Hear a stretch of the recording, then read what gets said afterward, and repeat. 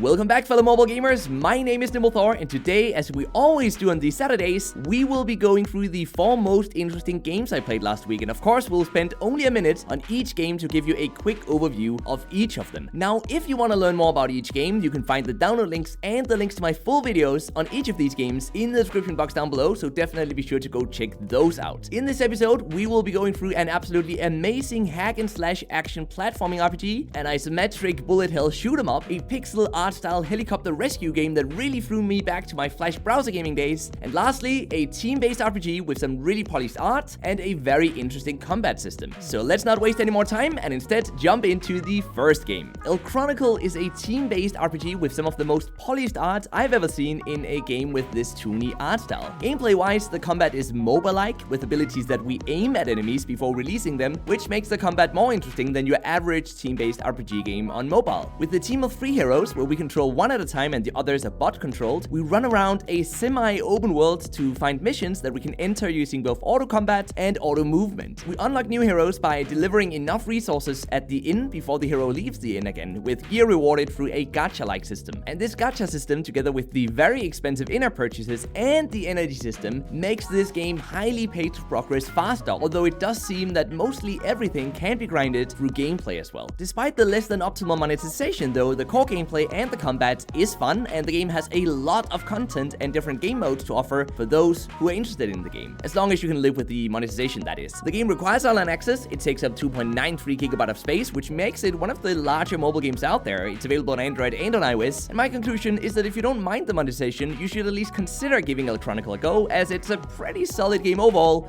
except for the monetization. Floyd's Sticker Squad is an isometric bullet hell shoot 'em up with a time traveling mechanic that has us travel back in time when we die to replay the same level with a new character alongside our past self. It is exactly as crazy and fun as it sounds, and the art style is unlike anything I've ever seen on mobile, which gives this game a very unique feel. Shooting happens automatically when enemies are close by, and our objective is to simply swipe left, right, up and down to avoid enemy attacks and get to the exit at the end of the level before the timer runs out. As we progress throughout the game, we earn sticker packs, which we open to fill up our albums with stickers, and once we've unlocked enough stickers to fill out, for example, an entire monster or a new character, we then get to play with that character or against those monsters inside the game, which has got to be one of the most innovative progression systems I've ever seen so far. The game has plenty of $1 to $6 in-app purchases to buy more sticker packs, remove the annoying 20 to 30 seconds advertisements, or to buy the optional weekly subscription, but you don't really need any of those to enjoy the game, except for maybe the $1 in-app purchase to remove the advertisements. The game can be played offline. It takes up only 192 MB of space. It's out on Android and on iOS, and it is well worth it to give Floyd Sticker Squad a go because of its unique gameplay, so this game gets to play it from my end.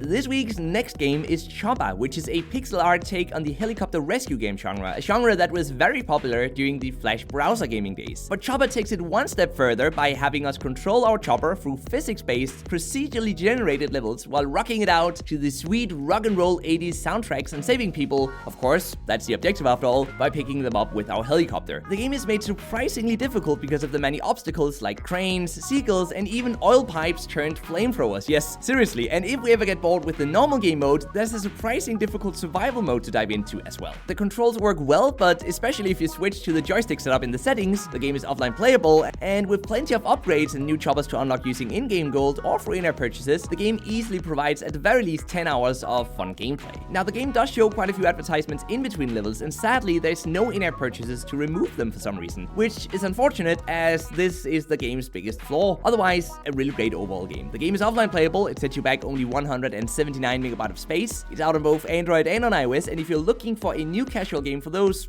quick breaks throughout your day, Choppa is a neat little game to play for a few weeks, so you should definitely take it for a spin if you need a new casual game. And now for the last one. My favorite game of the week is Grimvalor. It's an amazing hack-and-slash action platforming RPG, and in fact, it might just be the best one I've played till date on mobile. And for the most part, that has to do with this game's insanely tight combat system. It feels great, it's extremely fluid, and defeating larger bosses requires actually getting to know them and their attack patterns, so you can do an awesome slow-mo dodge at just the right time. The art style and the atmosphere is spot on as well, and while I have no complaints about the touch controls, there's even Bluetooth gamepad support. Arguably, it's difficult to find a game anything like this on mobile. It all just comes together, there's lots to explore, and everything is so very well executed. On Android, the first chapter is free, so you can go check it out right now. Links in the description box down below. And on both iOS and Android, the full game unlocks at $7 US, which is the game's one and only in-app purchase as well. The game is even offline playable as well. It takes up 760 megabytes of space, and if you like hack and slash RPGs, then you should definitely check out Grimvalor, as it's one of the best within the genre, and it's my favorite game of the week. Thank you very much for deciding to stick around till the end of this video. I really hope you enjoyed it, since you're still here, and that you'll hit that subscribe and notification buttons if you want to follow along as I discover a new mobile game every single day right here on YouTube. So until next time, just keep gaming, stay awesome, and I'll see you guys around.